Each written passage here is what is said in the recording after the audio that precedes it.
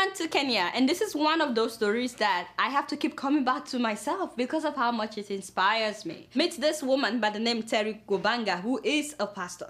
Several years ago, she was abducted on her wedding day, and guess what? She was raped by 3 different men in a moving car for 3 hours. And then they stabbed her several times before they finally dumped her by the roadside while the car was moving. When villagers discovered her, she was of course covered in blood, and since she was naked, no one really wanted to get near her except a little child. When police finally came, they couldn't find a pulse. Everybody believed that she was dead, so they packed her in the bag to take her to the mortuary.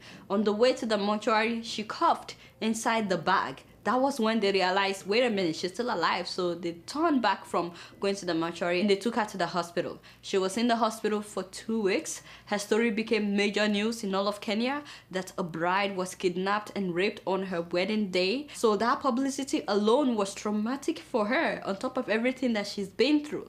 And then guess what? Doctors came in and told her that when she was stabbed in the stomach, her womb ruptured. Therefore, she would never be able to have kids. I was at that place in my mind asking God, do you care? Every time I had any male voice, I was told I was very violent. Not one person, 3, you know. I'm not saying one is better. Rape is rape at whatever level. But you know, one wonderful thing is her fiancé did not leave her side the whole time, and he still wanted to marry her, although everything that had happened overwhelmed her. So it took a year after the incident before they finally got married, and miraculously, some of those who read about her story in the news decided to pay for her wedding. She got everything for free, everything paid for, including the honeymoon. I was so happy when I had this, you know, that, oh, finally her story is changing, until she talked about what happened 29 days after the wedding. He went to the bedroom, took the jiko to the bedroom to make the room warm.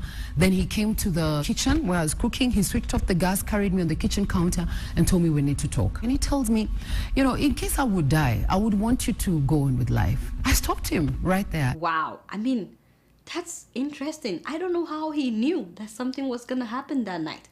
I guess some people just know. And he was not happy that I stopped him. We've just come back from a honeymoon. We are praying and fasting the whole day. It's an exciting time. You don't talk about that. And the atmosphere had really changed. So we embraced. I remember we were in tears. We didn't understand what was happening.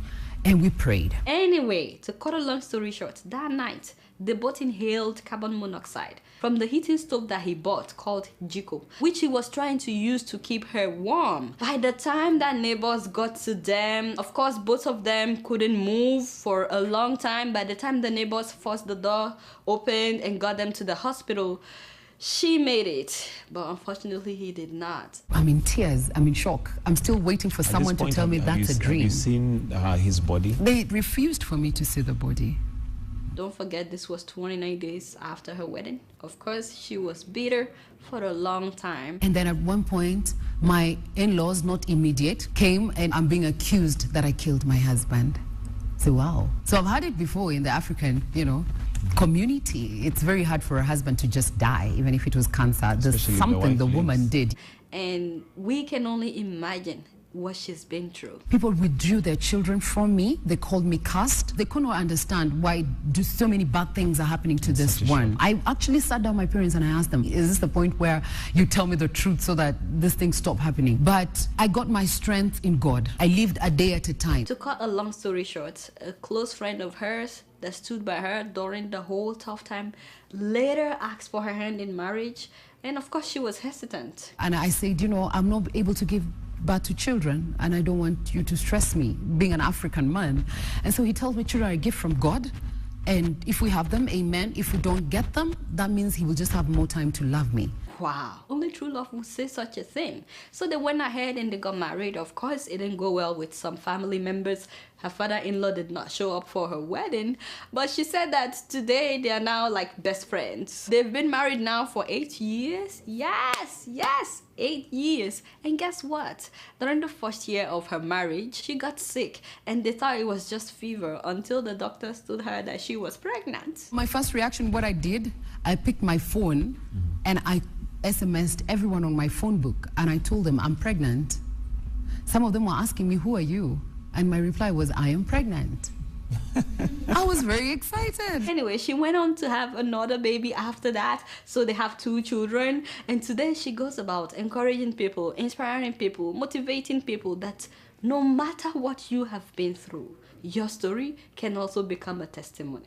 One thing I've always said, crawl if you have to, but just know destiny awaits. The 24 hours in a day just remains 24.